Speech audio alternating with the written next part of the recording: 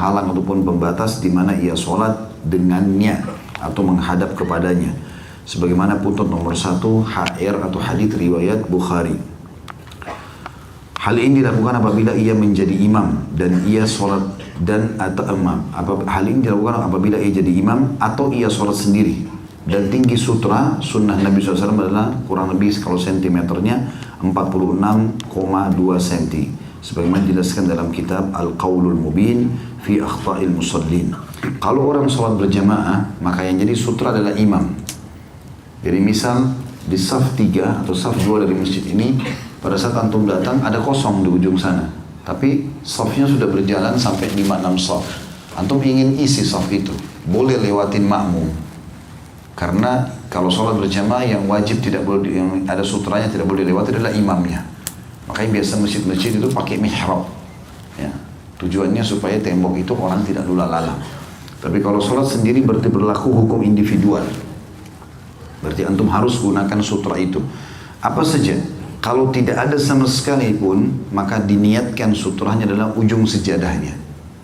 Dan bagi antum yang akan melewati orang yang sholat harus hati-hati. Kalau jarak antara antum dengan dia cukup jauh, nggak apa-apa antum lewat. Tapi kalau dekat tidak boleh. Ini bisa hukumnya berat dan termasuk dosa besar. Kalau sengaja lewat memutus antara seseorang dengan tempat sujudnya di sini. Ya. Kalau misalnya tempat sujud saya ujung meja ini, maka orang boleh lewat setelah ujung meja ini. Tapi kalau di antara saya sama tempat sujud, maka itu tidak boleh. Kata Nabi SAW, kalau seandainya seseorang akan memutus antara kalian dengan tempat sujud kalian, tahanlah dia. Keluarkan tangan seperti ini. Kalau dia nolak, pukullah dia. Karena bersamanya syaitan. Tapi perhatikan di sini, kalau antum sholat sendiri, baru antum lakukan itu. Kalau sholat berjamaah jangan pukul orang. Karena ini pernah terjadi di Masjid Nabawi. Saya lihat sendiri. Ada orang tua di sebelah saya sholat. Rupanya orang tua ini salah faham dengan hadis itu. Dia pikir semua orang yang lewat harus ditahan walaupun dia sholat berjamaah. Jadi sutra dia masing-masing. Dia merasa sutra dia sendiri. Bukan imam. Padahal kalau berjamaah kan imam. Maka ada anak kecil lewat. Anak mungkin kelas 3-4 SD. Lewat ditahan sama dia. Anak itu tetap mau jalan, dipukul sama dia sampai anak itu terpental jauh. Rupanya anak ini bukan anak sembarangan, hadir di majelis-majelis ulama di Masjid Nabawi. Dan dia faham. Kembali anak itu habis sholat. Lalu dia mengatakan, kamu syekh. Syekh itu orang tua maksudnya. Karena orang Arab biasa panggil syekh bisa orang tua, orang kaya atau orang pintar agama. Jadi tidak selamanya syekh itu orang pintar agama ya. Bisa orang tua ataupun orang yang kaya. Makanya dia mengatakan, hai syekh, maksudnya orang tua. Apa kau tidak faham hadis Nabi? Kata anak itu. Itu sutra bagi orang individu. Anda sedang sholat berjamaah. Saya tidak layak untuk dipukul. Dia ngomong seperti itu. Dan ini semua pelajaran yang bagus gitu ya. Maka harus difahami. Dan Nabi SAW mengatakan siapa yang sesungguhnya seseorang di antara kalian menunggu sampai puluhan tahun pun, 40 tahun lebih baik, lebih ringan daripada dia memutus antara orang dengan sujudnya. Jadi nggak boleh untuk melewatin itu. Itu fungsi daripada sutra. Yang ketiga meluruskan saf, dan ini bagian daripada kewajiban bukan pilihan ya. Kemudian apabila menjadi imam hendaklah ia menoleh ke kanan seraya mengatakan istawu. Ada puntut nomor 2 silsilah as-sahihah nomor 3955. Artinya luruskan dan menoleh ke sebelah kiri seraya mengucapkan istawu. Jadi kanan dan kiri, istawu, luruskan, istawu, luruskan. Ya. Yang keempat berdiri dan niat di dalam hati. Tentu kalau sholat sendiri gak usah bilang istawu, karena antum tidak punya makmum. Ya. Siapa tahu ada orang iseng, dia sholat sendiri teriak-teriak sendiri istawu, istawu. Ya. Berdiri dan niat dalam hati. Kemudian ia menghadapkan seluruh badannya ke kiblat. Lihat gambar nomor 1. Dan niat dengan hatinya untuk mengerjakan sholat yang ia kehendaki. Tidak boleh melafadzkan niat dengan kalimat usolli lillahi sholata kada wa kada. Saya niat sholat karena Allah untuk sholat ini dan itu. Karena melakukan atau melafadzkan ini termasuk bagian daripada hal yang baru dalam agama. Tentu ini sudah saya jelaskan masalah khilaf ulama dan masalah itu ya. Dan di sini teman-teman kalau dilihat gambar mungkin kalaupun tidak terlalu jelas, maka ulama menjelaskan kalau lagi sholat menegakkan seluruh ruas tulang-tulang. Jadi tegak semuanya, tulang-tulang belakang yang terasa ketarik, dada dibusungkan ke depan. Semuanya tegak, kakinya segala macam, gak boleh bungkuk segala macam. Ini termasuk bagian daripada contoh Nabi SAW. Kemudian yang kelima takbiratul ihram, dengan mengucapkan Allahu Akbar, dan tata caranya dua. Jari-jari dirapatkan seperti ini, ujung jarinya sejajar dengan pundak seperti ini, atau ujung jarinya sejajar dengan kuping seperti ini. Jadi tidak ada begini, ya. Tapi begini. Kemudian ada gambar satu, gambar dua, dan gambar tiga dikatakan kedua tangan diangkat dengan merapatkan jari jemari dan dibentangkan atau tidak mengepal. Jadi jangan begini, ya, tapi dibuka. Kedua telapak tangannya dihadapkan ke kiblat dan diangkat setinggi bahu atau sejajar dengan kedua daun telinga. Footnote nomor 4, hadis muttafaqun alaih, riwayat Bukhari Muslim. Ini semua punya rujukan. Nabi SAW mengeraskan bacaan takbiratul ihram, Allahu Akbar, hingga didengar oleh orang yang berada di belakangnya. Beliau terkadang mengangkat tangannya bersamaan dengan ucapan takbiratul ihram, terkadang pula setelahnya, dan kadang-kadang sebelumnya. Jika beliau menjadi imam, maka orang yang makmum di belakang beliau pun mengikuti takbirnya dengan mengucapkan Allahu Akbar. Dan ketika tegak berdiri, pandangan mata beliau arahkan ke tempat sujud, bukan tutup mata. Ya. Ini banyak orang tutup mata. Jadi kalau sudah remang-remang, cuacanya dingin, tutup mata, baca dalam hati, tidur sekalian. Footnote nomor 5 diriwayatkan oleh Al-Baihaqi dan Al-Hakim dan beliau mensahihkannya. Jadi bisa seperti ini, letakkan tangan di dada, baru bilang Allahu Akbar. Bisa juga bersamaan Allahu Akbar. Bisa juga sebelumnya, ya. Dalam arti kata Allahu Akbar, tiga-tiganya boleh. Riwayat dari Nabi alaihi salatu wassalam. Tapi yang sangat dianjurkan oleh para ulama, terutama kalau jadi imam, adalah gerakan dulu baru ucapan, agar makmum tidak mendahului imam. Karena ada ancaman kalau makmum mendahului imam. Ya, Nabi SAW mengancam, mengatakan dalam hadis sahih, siapapun yang mendahului imamnya, maka bisa saja Allah mengubah kepalanya menjadi kepala keledai. Ancaman yang sangat berat, bisa dikutuk oleh Allah SWT. Nah, cara supaya imam tidak didahului adalah imam mengatakan misal Allahu Akbar. Rukuk juga begitu. Dia rukuk dulu, baru Allahu Akbar. Dia bangun, sudah bangun sendiri, sudah rapi semuanya, baru dia mengatakan Sami Allahu liman hamidah. Dia sujud dulu. Setelah dia sujud, dalam kondisi sujud baru dia mengatakan Allahu Akbar. Begitu seterusnya, supaya makmumnya tidak mendahului dia. Tapi pilihan tadi kalau antum sholat sendiri. Kemudian ada yang perlu diperhatikan, bahwasanya posisi letak tangan di gambar nomor 4 dan nomor 5. Setelah kita takbir Allahu Akbar atau Allahu Akbar di ujung kuping atau di pundak, ya, sejajar dengan ini kita tegakkan. Ini kemudian dipertemukan antara punggung dalam kanan dengan punggung luar kiri seperti ini dan dipegang, atau mempertemukan pergelangan kanan dengan pergelangan kiri seperti ini. Kemudian diletakkan di awal dada, di ulu hati kita. Allahu Akbar begini, atau Allahu Akbar begini, ya. Jadi bukan seperti ini. Ada orang begini, ya, Allahu alam dari mana ajarannya ini, tapi ada orang begitu, ada orang begini, ya. Riwayat yang sahih adalah diletakkan di awal dada atau di ulu hati seperti ini. Dan coba teman-teman praktikin, subhanallah. Tata cara yang benar ini membantu pada kehusyuan. Akan beda orang Allahu Akbar di sini dengan Allahu Akbar orang di sini, misalnya. Ya, akan ada perbedaan. Coba nanti kalau dipraktikin terasa berbeda dari gerakan tersebut dalam bab kehusyuan juga. Di situ dikatakan ada di gambar di bawah gambar nomor 5, perhatikan, meletakkan telapak tangan kanan di atas telapak tangan kiri atau menggenggam pergelangan tangan kiri dengan tangan kanan dan meletakkan kedua tangan atau bersedekap di dada. Yang keenam, membaca doa iftitah. Kemudian beliau diam, maksudnya Nabi SAW sebentar untuk kemudian membaca doa iftitah. Di antara doa iftitah yang diriwayatkan dari beliau adalah misal Allahumma ba'id baini wa baina khataayaya kama ba'adta bainal masyriqi wal maghrib, Allahumma nakkini min khataayaya kama yunqqa ath-thawbul abyadu min ad-danas, Allahumma ighsilni min khataayaya bil ma'i wath thalji wal barad. Ini sudah kita jelaskan sebenarnya Zikir ini sudah kita jelaskan di kumpulan doa kita ya. Saya terjemahkan, ya Allah jauhkanlah antara aku dan dosa-dosaku sebagaimana engkau jauhkan antara timur dan barat. Maksudnya jangan sampai aku ingat lagi, jangan sampai aku ulangi dosa-dosa itu ya Allah. Seperti antara timur dan barat, aku membencinya, aku tidak mau lagi melakukannya. Ya Allah bersihkanlah diriku dari dosa-dosaku sebagaimana baju yang putih dibersihkan dari kotoran atau noda. Karena dosa itu ada bekas, sebagaimana ilmu juga ada bekas. Ibadah. Kalau teman-teman dulu majelis ilmu gini setengah jam, 1 jam, 2 jam, pasti ada bekasnya secara beribadah. Dan itu terasa sampai beberapa hari. Kalau kita terus cas, ilmu lagi kita dengarkan, maka akan terjaga. Kapan kita lupakan ilmu, nanti 2 minggu lagi baru hadir di pengajian, itu sudah kendor itu. Ingat ya tapi tidak berbekas, bekasnya bisa hilang. Begitu juga dosa. Orang kalau habis tonton, habis apa, dia akan ada bekas. 2 hari, 3 hari, makin berbekas, masih terbayang-bayang. Tapi kalau dia tidak buka pintu-pintu dosa lagi, apalagi dia bertobat, maka akan hilang dengan sendirinya. Nah, penghilangan bekas ini penting.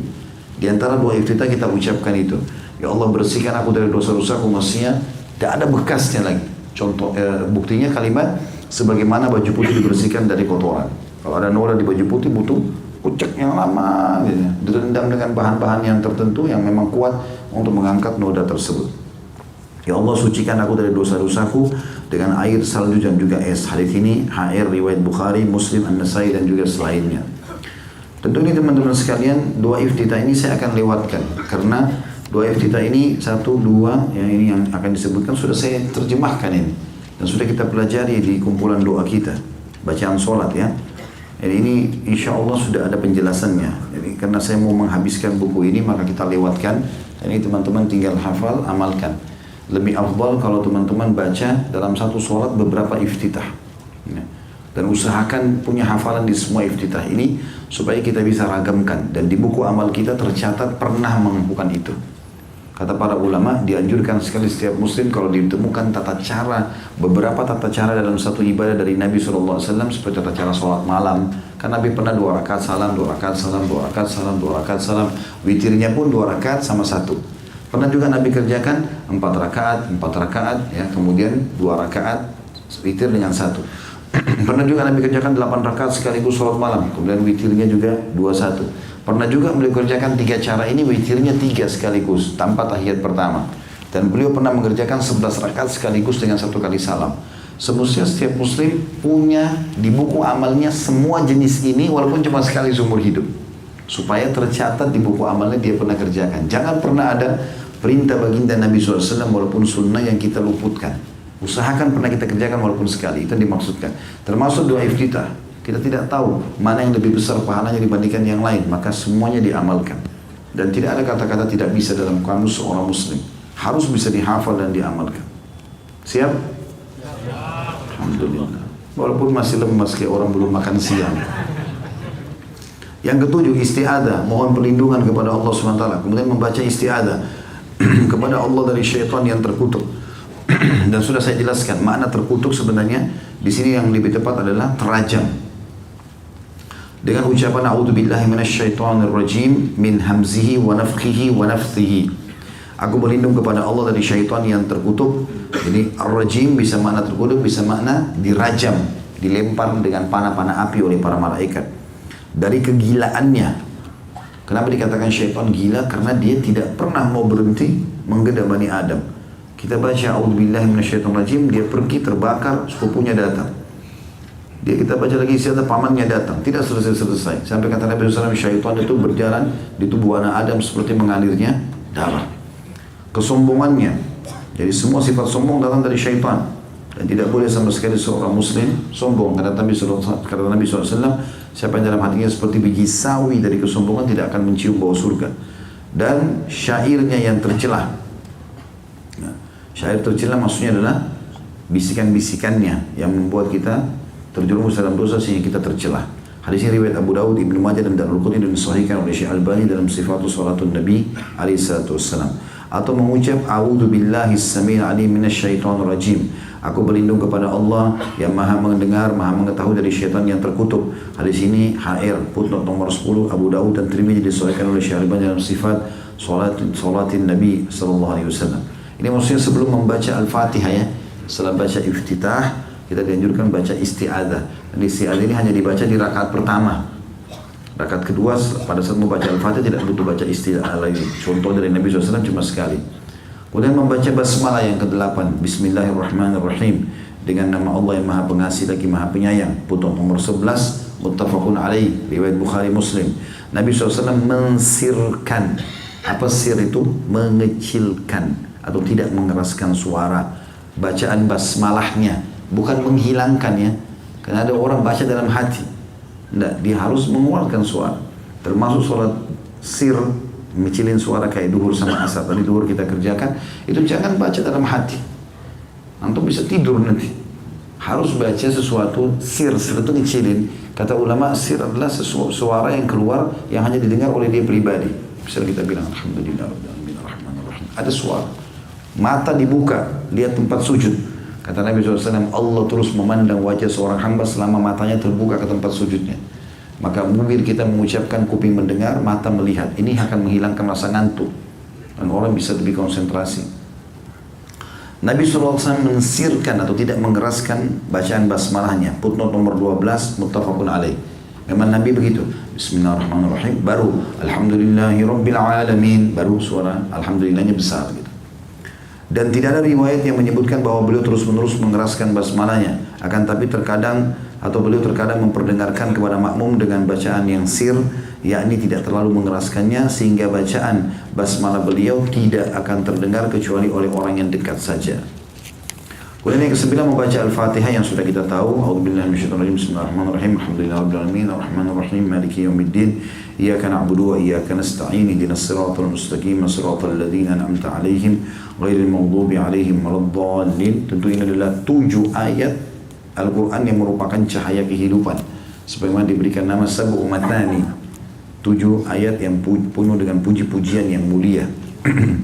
Dan ini awalnya adalah pujian kepada Allah. Alhamdulillahirrahmanirrahim. Segala puji bagi Allah Tuhan alam semesta. Ar-Rahmanir-Rahim, juga Maha Pengasih, Maha Penyayang. Maliki yaumiddin, Raja yang memiliki hari kiamat atau menjadi Raja sepenuhnya pada hari kiamat.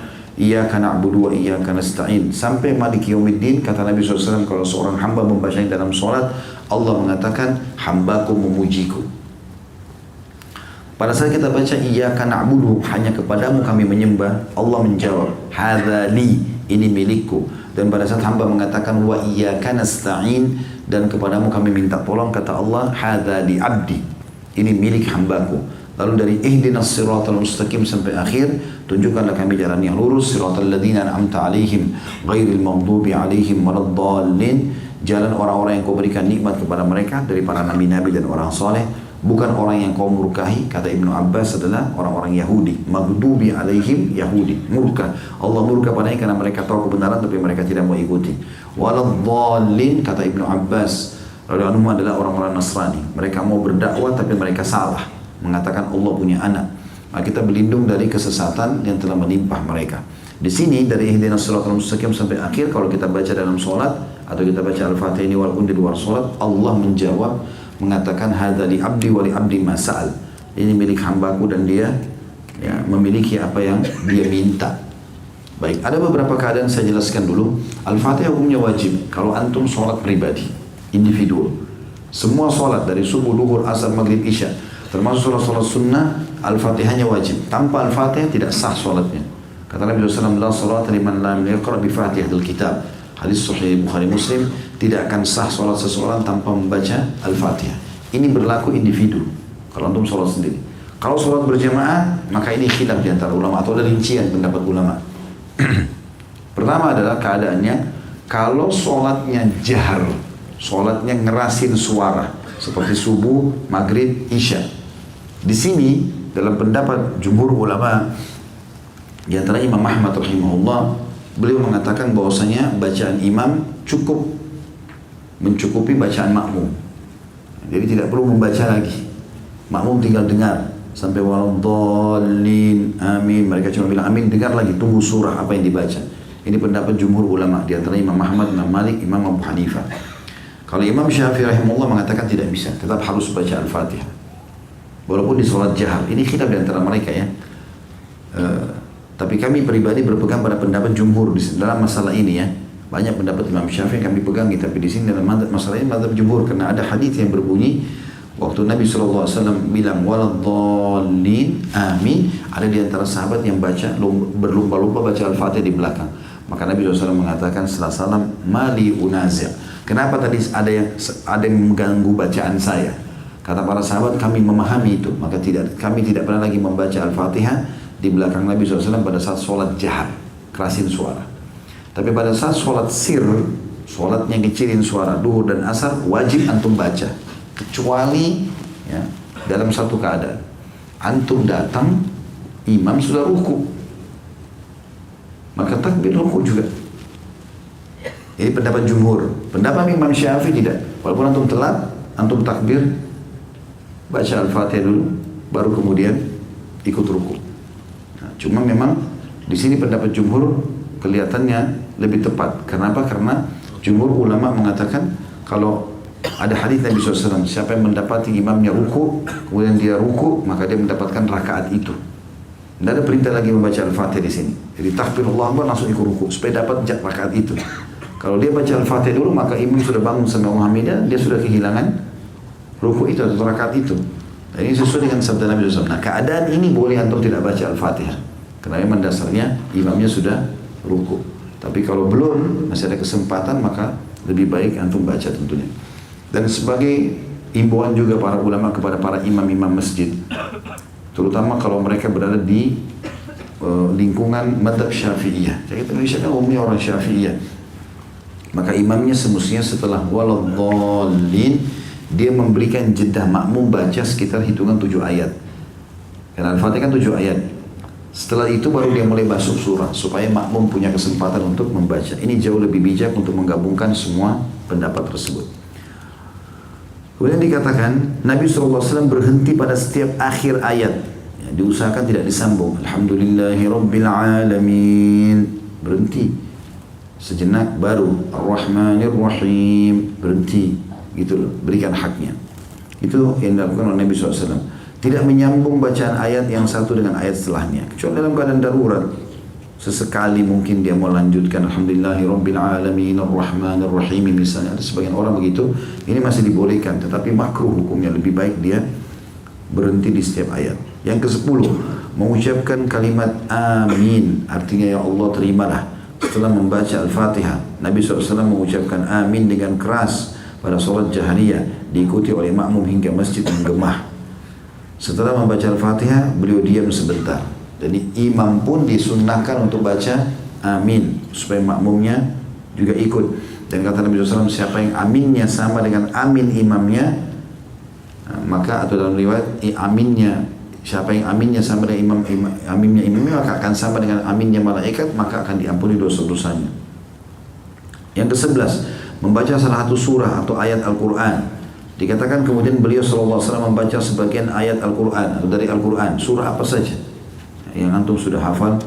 Terkadang beliau SAW membaca satu surah secara lengkap dalam setiap rakaat, dan inilah yang umumnya beliau lakukan. Terkadang beliau membaca satu surah saja yang diselesaikan dalam 2 rakaat, ya, misalnya 5 ayat, dan kadang-kadang beliau hanya membaca sebagian ayat saja dari satu surah dalam Al-Quran. Beliau membaca surah tersebut dengan cara berhenti pada setiap akhir ayat. Tidak menyambung suatu ayat dengan ayat lainnya. Nabi SAW membaca Al-Fatihah dan surah yang dibaca setelahnya dengan keras pada sholat subuh. Dan pada 2 rakaat pertama dari sholat maghrib dan isya. Sedangkan pada sholat duhur dan asar beliau mensirkannya. Setelah selesai membaca surah dari Al-Quran, beliau berhenti sejenak. Kira-kira nafasnya kembali tenang sebelum beliau ruku. Ini insyaAllah poin setelahnya masalah ruku. Nanti sebentar dalam closing materi kita insyaAllah, baru menit lagi saya akan coba praktikin atau ajak beberapa ikhwan untuk mempraktikin di sini tata cara sholatnya dan dilihat yang lainnya untuk membetulkan rukunya, sujudnya, i'tidalnya, dan juga duduk tahiyat, karena ini harus benar. Di sini ada gambar teman-teman sekalian nomor 7 menggambarkan tentang masalah tata cara ruku yang benar, yaitu punggungnya harus rata. Perhatikan tanda panahnya. Karena dikatakan Nabi SAW itu kalau ruku, kalau ditaruh bejana air tidak tumpah. Jadi tidak terlalu turun, tidak juga terlalu naik, lurus. Nah ini ada cirinya. Biasanya kalau kita lakukan ini, kalau kita ruku, tarik semaksimal mungkin ruas tulang belakang kita sampai terasa juga otot paha belakang atau otot paha belakang kita kiri kanan terasa ketarik. Dan ditahan sejenak baru membaca Subhana Rabbiyal Azim. Dikatakan kemudian beliau mulai ruku, diawali dengan membaca takbir sambil mengangkat kedua tangan setinggi bahu atau ujung kedua daun telinga seperti takbiratul ihram. Jadi ini standar ya. Tadi Allahu Akbar atau Allahu Akbar. Pada saat antum mau ruku sama juga Allahu Akbar. Bangun juga i'tidal sami Allahu liman hamidah. Ini standarnya nih. Semua jari-jari rapat menghadap depan, ujung jarinya sejajar dengan pundak atau kuping. Jangan dekat-dekat sini ya. Dikasih jarak. Begitu juga pada saat sujud, meletakkan di bawah ini, ingat pada saat antum takbir. Jadi jari-jari sejajar dengan pundak atau sejajar dengan kuping. Ya, itu termasuk bagian daripada hal yang harus diperhatikan. Dikatakan bahwasanya ketika makmum di belakang beliau mengikutinya dengan membaca takbir dan mengangkat tangan mereka, hal itu dilakukan pula bila seseorang sholat sendiri. Inilah yang ditunjukkan oleh as-sunnah. Jangan mengikuti pendapat orang yang melarang untuk mengangkat tangan sebelum ruku. Karena riwayat yang menyunnahkan mengangkat tangan sudah masyhur. Jadi misalnya kalau mau ruku, kan kita selesai baca misalnya lam yalid wa lam yulad wa lam yakul lahu kufuwan ahad. Allahu Akbar. Kan ini angkat tangan nih. Nah, beliau mengingatkan di situ bahwa ini tulisan dari Syekh Jibrin hafizahullah. Beliau mengatakan mestinya pada saat mau ruku angkat tangan. Ada orang tidak. Misalnya lam yalid wa lam yulad wa lam yakul lahu kufuwan ahad. Allahu Akbar. Ya. Langsung tangannya ke lututnya. Sebenarnya sunnah yang sudah masyhur angkat tangan dulu. Dalam rukunya kita pindah ke halaman 37, beliau SAW membungkukkan punggungnya dengan meratakannya.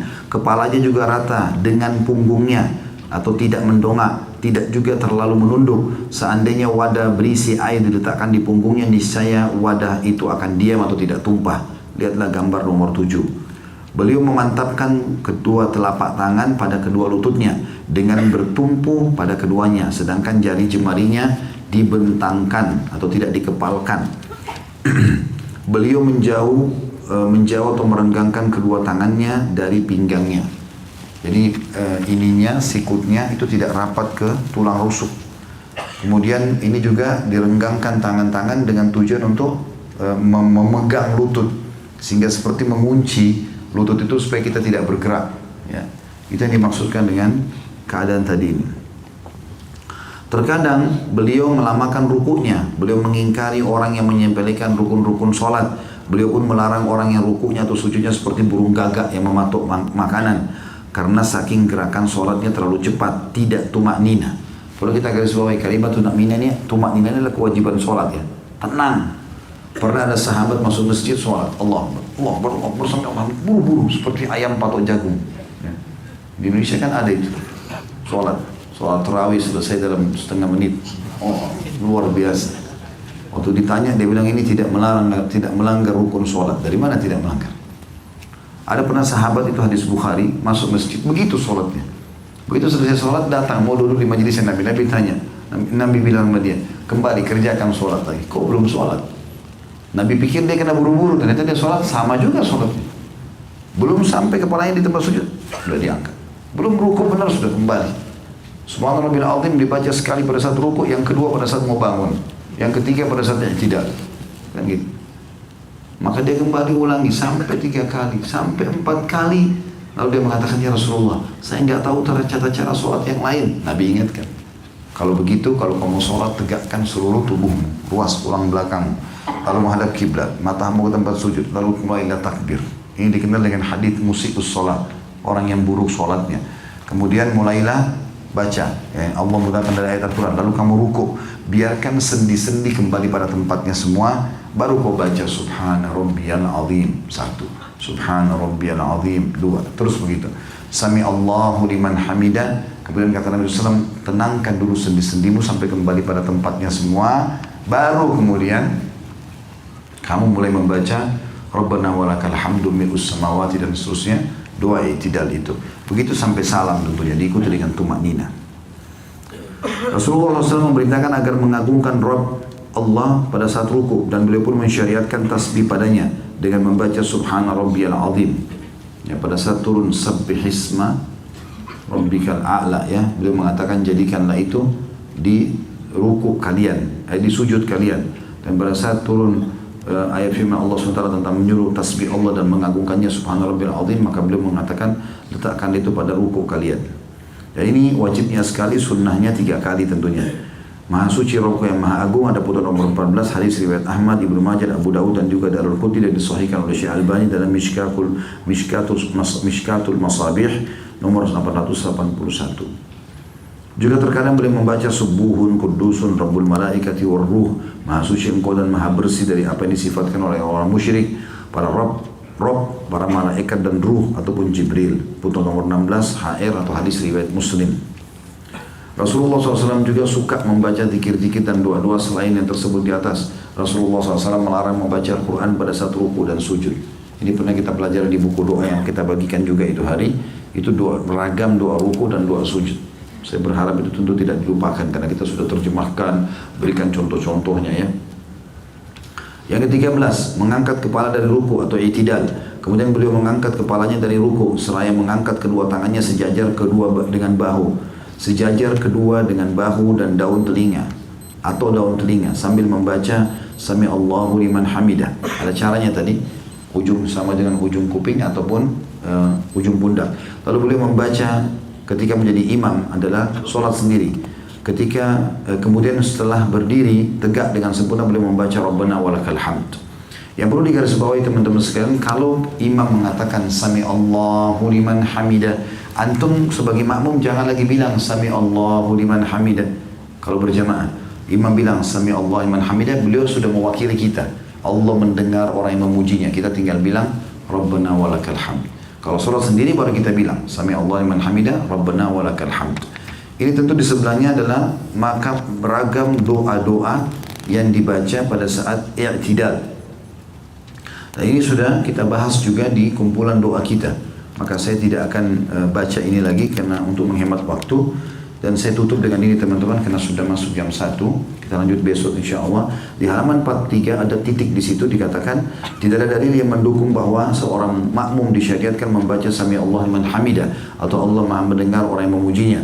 Kemudian meletakkan telapak tangannya di atas punggung telapak tangan kiri atau di atas pergelangan tangannya atau di atas hastanya seperti yang ia lakukan ketika berdiri dari rukuknya. Lihat gambar nomor 12 dan 13. Lihat halaman 44. Jadi gini, kalau teman-teman bilang Sami Allahu liman hamidah ada 2 cara. Cara yang pertama, kembalikan lagi tangan di dada. Cara yang kedua, letakkan Sami Allahu liman hamidah, letakkan di sebelah paha kita. Dan ini khilaf di antara ulama 2 pendapat ini ya. Tapi kembali kepada dalil yang sama. Apa dalilnya? Dikatakan Nabi SAW kalau bangun dari rukuknya, seluruh anggota tubuh beliau kembali seperti semula. Di sini kalimat seperti semula. Apakah sebelum takbir, tangan di samping, atau setelah takbir, tangan di dada? Maka khilaf di antara ulama. Kalau antum lihat ada orang Sami Allahu liman hamidah, kembali ke dada jangan disalahkan, itu benar. Begitu juga orang kalau taruh ke sebelah pahanya. Maka itu dua-duanya dibolehkan tentunya. Sebagai penutup di sini adalah Rasulullah SAW suka melamakan rukun ini, maksudnya berdiri Sami Allahu liman hamidah, tidak buru-buru sujud. Hingga seorang sahabat berkata beliau telah lupa, mungkin lupa sujud nih. Beliau pun mengingkari orang yang meringan-ringankan rukun ini sehingga tidak tumaknina. Sebaliknya, beliau menyuruh tumaknina pada rukun ini dan memerintahkan orang itu untuk tidak tergesa-gesa. Beliau melarang makmum untuk mendahului imam dalam mengangkat kepala dari ruku. Rasulullah SAW mengancam orang yang mengangkat kepalanya sebelum imam dengan ancaman bahwa Allah akan mengubah wajahnya dengan wajah keledai. Footnote nomor 23, hadis muttafaqun alaih atau disepakati oleh jumhur ulama atau maaf, Bukhari Muslim. Sampai sini saya cukupkan dulu baca bahasanya, insya Allah kita lanjut besok lagi. Saya minta saja 2 menit, ada 3 orang maju ke depan sini. Saya mau tunjukkan cara berdiri untuk shaf. Fadhal. Nah, sekarang tumit antum buka. Bukan itunya dirapatkan, tumitnya dibuka. Bukan, dibuka. Afwan, ya ini dibuka. Nah, seperti itu. Jadi kalau lagi ngatur shaf, kakinya jangan seperti kipas begini ya. Tetapi ini tumitnya dibuka. Dan ukurannya, ukuran standar pundak ini ukuran standar ya. Maka telapak kaki antum buka seukuran itu saja. Tidak usah masuk ke shaf orang di sebelah. Ya. Ini serius memang, karena kadang-kadang ada orang badannya kecil, kakinya besar gitu kan. Atau dia ikuti sejadahnya. Nah ini manfaatnya kalau kaki rapat begini, otomatis betis juga ketemu, pundak pun ketemu. Ini yang masuk dalam hadis Nabi SAW. Siapa yang sholat seperti ini tidak akan dimasuki oleh syaitan di antara safnya. Sebagaimana Nabi SAW mengatakan, rapatkan dan luruskan saf kalian, jangan buat ada celah buat syaitan. Karena kalau dia ada, dia akan mengganggu sholat. Oke? Sekarang antum balik ke sana, balik ke teman-teman supaya dilihat tata cara sholatnya. Coba takbir Allahu Akbar seperti tadi yang kita sudah pelajari. Ya, ininya dihadapkan ke depan, ini rapat ya. Ini jarak kurang lebih 1 jengkal dari sini. Tidak usah dikakukan tangannya. Coba, ya ininya juga sejajar sama ini atau sejajar sama kuping. Ini nggak usah ikut pundaknya, tangannya aja. Ya, antum nggak usah takut, saya tidak hukum. Coba dilenturkan saja, lihat saya, dilenturkan saja tangannya. Nggak usah kaku. Ini semuanya ke depan dan rapat. Sejajar dengan pundak atau sejajar sama kuping, ya. Ya. Ini ujung kuping. Dan ini standar tadi saya bilang. Ini standarnya. Takbir, kalau mau ruku juga Allahu Akbar, ya. Kalau mau sujud juga sama nanti. Sudah? Sekarang letakkan di dada pada saat takbir, ya, di ulu hati saja. Ya. Ini cara yang pertama adalah punggung kanan ketemu sama punggung kiri. Kemudian cara yang kedua, pergelangan kanan memegang pergelangan kiri, digenggam. Genggam begini. Ya, seperti ini betul. Ini digenggam. Ini cara yang kedua. Ini biasa saja, antum biasa saja. Ini pundak jangan ikut ya. Jadi tangan kita saja. Pundak tetap biasa. Allahu Akbar seperti ini. Atau Allahu Akbar ini lebih jauh sedikit. Ya. Ya, pundak tidak usah ikut. Ini saja. Baik, sekarang ruku coba. Afwan, tinggal butuh 1 orang. Jazakumullah khair. Yang duanya sudah, supaya agak lenggang. Antum balik ke sebelah sana sekarang. Coba ruku. Sekarang ruku. Allahu Akbar, tidak dari awal. Dari antum seperti normal lagi sholat. Tangannya di sana. Antum takbir. Allahu Akbar, mata ke tempat sujud. Ya, ini digenggam lututnya. Ini masih melengkung. Ya, baik. Ini caranya. Antum turun. Dadanya dinaikin. Kepalanya lurus ke depan, kepala lurus lagi, ya, ya seperti ini. Sekarang ini dipertahankan ya. Ya, coba lihat saya. Kalau saya sebentar Afwan, kalau miring dibilangin ya. Kalau saya di rumah saya praktikin pakai cermin, lalu saya praktikin ruku itu. Allahu Akbar, ini saya genggam, kemudian ini saya tahan begini. Rata nggak? Ya seperti ini. Ini terasa paha di belakang ketarik, ya. Kepala juga ke depan. Ini disunnahkan Nabi SAW. Kalau antum pakai cara seperti ini, mau sejam pun rukuknya nggak masalah. Jangan turun, jangan juga naik begitu. Ya. Seperti ini dan perhatikan siku ini jauh dari tulang rusuk, ya. Dan ini ditekan, ini kita tekan ke dalam. Saya sekarang tekan ke dalam dan paha saya ketarik. Coba, fadhal. Ya, rukuk Allahu Akbar. Ya, ini sudah mulai. Tinggal Afwan, kepala antum, tidak usah lihat ke beliau. Dagunya turun lagi, ya, gitu. Oke, ini masih naik lagi, jangan naik. Nah, gitu. Nggak usah lihat orang, lihat tempat sujud. Oke, baik. Kurang lebih seperti itu ya. Nah, cara praktik ini penting karena Nabi SAW ruku seperti ini. Dan beliau dikatakan kalau taruh bejana tidak tumpah, ya. Sama dengan kalau bangun juga begitu dari ruku. Kembali ke awal. Begitu bangun dari ruku, Allahu Akbar, kita bangun, Sami Allahu liman hamidah. Mata jangan kemana-mana, tetap bersujud. Ini tadi bisa 2 cara, bisa seperti ini, atau diletakkan di sini ya. Ada yang belum kita pelajari tentang masalah sujud, tapi saya akan praktekin sekarang. Sudah, jazakallah khair. Kalau mau ikut sama anak sebentar bisa. Sujud ini ada 2 cara, bisa turun lutut dulu, baru telapak tangan, atau telapak tangan dulu baru lutut, dua-duanya bisa. Karena itu khilaf di antara ulama. Ibnu Qayyim rahimahullah memasukkan antara salah satunya boleh. Tergantung keadaan ya. Cuma yang perlu diperhatikan, kata Nabi SAW, aku diperintahkan sujud dengan 7 anggota tubuh. 7 anggota tubuh. 1 itu dahi sama hidung. Maaf, biar hidung antum rasa pesek, tetap harus kena tempat sujud. Tidak boleh kepalanya begitu. Ya. sehingga hidungnya nggak kena. Ini satu paket. Kalau nggak sah ini. Ini satu paket. Satu, kemudian dua, tiga. Jadi ini sudah dua telapak tangan sama dahi ini, berarti tiga. Lutut dua, berarti lima. Dua telapak kaki, tujuh. Tujuh anggota tubuh ini. Nah, caranya adalah Nabi SAW, kata Ibnu Mas'ud, kami dilarang oleh Nabi SAW untuk sujud seperti anjing sedang duduk. Perhatikan kalau anjing duduk, sikunya kesentuh tanah kan? Antum tidak boleh sentuh tanah. Tulang ini, siku nggak boleh kena ke tulang rusuk, ya. Dan usahakan ada jarak antara perut kita, paha sama siku ini. Kira-kira jarak di mana antum bisa merasa nyaman bernafas. Karena pada saat sujud kita butuh sirkulasi udara supaya bisa lama. Saya coba praktikin, anggap saja ini cuma contoh kalau kiblat ke sana. Sami Allahu liman hamidah, maka pada saat turun bisa dua cara. Cara yang pertama adalah kita turun biasa saja, meletakkan lutut di sini, kemudian mengambil jarak kurang lebih satu siku ini ya. Di sini satu siku ini jaraknya, baru meletakkan tangan di sini. Tangan itu seperti ini ya kondisinya, seperti tadi orang takbir, Allahu Akbar, lalu letakkan kepala. Yang perlu diperhatikan adalah telapak kaki juga harus rapat. Saya menghadap kiblat sekarang. Afwan. Pada saat turun ini, kemudian letakkan jarak seperti ini, baru Allahu Akbar. Jangan begini ya,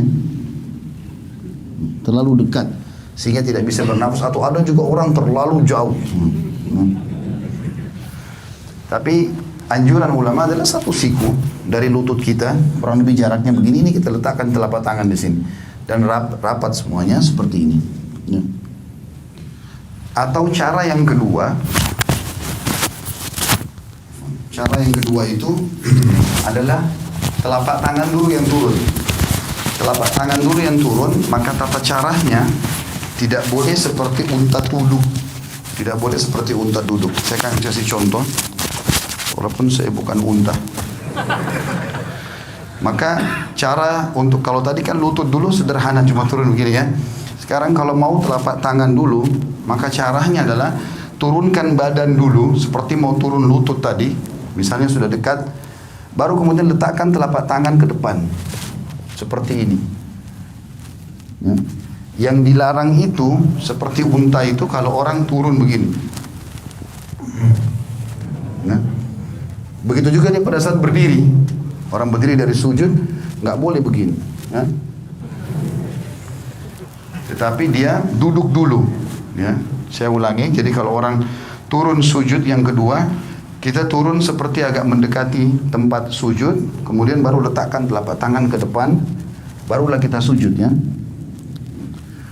Duduk di antara dua sujud, menegakkan seluruh ruas tulang belakang sampai terasa dada terbusung ke depan, jari-jari tetap rapat, ujung jari-jari berada di ujung paha. Kemudian kita sujud lagi, Allahu Akbar. Setelah itu pada saat mau berdiri duduk dulu. Sunnah Nabi SAW duduk dulu, duduk seperti ini. Dan ada dua cara. Cara yang pertama, menekan paha untuk berdiri ke atas, atau menggenggam telapak tangan, ditekan lantai untuk menopang tubuh ke atas. Jadi topang ini saja ke atas ya, seperti ini. Dan kita tidak boleh sebagaimana tadi saya bilang, berdirinya seperti unta itu ya. Terakhir tinggal masalah tahiyatnya saja. Tahiyat ini khilaf di antara ulama tentang dua jenis duduk. Namanya iftirash atau tawarruk. Dua ya. Iftirash atau tawarruk. Apa itu iftirash? Iftirash itu duduk seperti di antara dua sujud. Itu namanya iftirash ya. Kalau tawarruk, warak itu artinya bokong. Kita meletakkan bokong kita di tanah. Nah ini khilaf ulama. Kapan dikerjakan iftirash, kapan dikerjakan tawarruk? Imam Syafi'i rahimahullah berkata, duduk tawarruk, tahiyat seperti ini. Yang kita duduk ya, seperti ini. Ini namanya tawarruk karena bokong kita duduk di tanah. Ini kata Imam Syafi'i rahimahullah, dikerjakan setiap kali mau salam. Mau sholatnya 1 rakaat saja, mau 2 rakaat, seperti misalnya witir 1 rakaat. Ya tetap aja antum duduknya pada saat tahiyat, karena mau salam tawarruk ya. 2 rakaat juga seperti sholat sunnatul fajr atau sholat subuh, sama tawarruk. Nanti lebih dari itu pun, misalnya rakaat maghrib 3 rakaat atau isya 4 rakaat, semuanya kalau mau salam tawarruk. Kalau jumhur ulama Imam Ahmad dan Imam Malik mengatakan tidak. Kalau sholat di bawah 3 rakaat, seperti witir 1 rakaat atau sholat sunatul fajr 2 rakaat, walaupun mau salam duduknya iftirash, duduknya seperti ini. Tawarruk itu hanya dikerjakan duduk yang seperti ini. Itu dalam pendapat jumhur ulama. Nanti kalau sudah lebih dari 2 rakaat, seperti rakaat ketiga maghrib, rakaat keempat isya, baru duduknya tawarruk. Dua-duanya ini boleh ya, karena ini khilaf diantara ulama. Kita nggak boleh nyalain orang. Jadi kalau antum lihat ada orang tahiyat kedua, ya tahiyat akhir misalnya, sholat subuh duduknya begini, jangan disalahkan. Karena itu pendapat Imam Malik dan Imam Ahmad, dan itu jumhur ulama. Mereka mengatakan justru kalau lebih dari 2 rakaat, rakaat ketiga baru kemudian duduknya tawarruk ya. Tapi Imam Syafi'i mengatakan tidak. Jadi kalau ada yang sholat witir pun 1 rakaat sudah iftirash tawarruk, maka itu berarti mengikuti mazhab Syafi'iyah. Tinggal yang saya mau titik beratkan teman-teman, masalah salam dan tata cara mengubah dari iftirash ke tawarruk. Sekarang kan kalau iftirash itu seperti ini. Telapak kaki kiri kita dipakai duduk ya. Bagaimana caranya mengubah ini dari ini ke tawarruk? Perhatikan ya. Caranya adalah cuma memasukkan telapak kaki kiri ke bawah tulang kering kanan. Contoh, cuma begini saja. Ini dimasukkan, lalu kita duduk di tempat yang sama. Jangan begini, karena banyak orang kita begitu. Dia duduk begini langsung dia dorong orang ke sana semua. Jadi ini kena, semua kena. Dia nggak bisa duduk. Jadi cara yang benar adalah hanya memasukkan ini ke bawah sini saja. Dan duduk di tempat yang sama. Tidak berubah apa-apa. Saya tidak mengubah apa-apa di sini. Maka ini posisi yang harus diperhatikan. Begitu juga dengan masalah salam. Pada saat kita sudah selesai membaca tahiyat, tentu tahiyat sunnahnya ada yang mengatakan pada saat syahadat mengangkat jari, ada yang mengatakan juga nanti dari awal sudah at-tahiyat itu sudah mengangkat ya. Dan hadis riwayat Tirmidzi, khilaf di antara ulama tentang masalah itu, tentang hadis Nabi SAW bahwasanya gerakan jari di tasyahud lebih keras bagi iblis daripada cambukan besi. Ada yang menghasankan, ada yang melemahkan. Kalau saya termasuk yang berpegang pada menghasankan hadisnya, sehingga menggerakkan jari itu, menggetarkannya bagian daripada sunnah Nabi SAW. Intinya antum setelah baca tahiyat tinggal salam. Dikatakan Nabi SAW kalau salam terlihat pipi putih atau putih pipi beliau oleh makmum di belakang. Jadi seperti ini. Assalamualaikum warahmatullah. Terasa ini tertarik.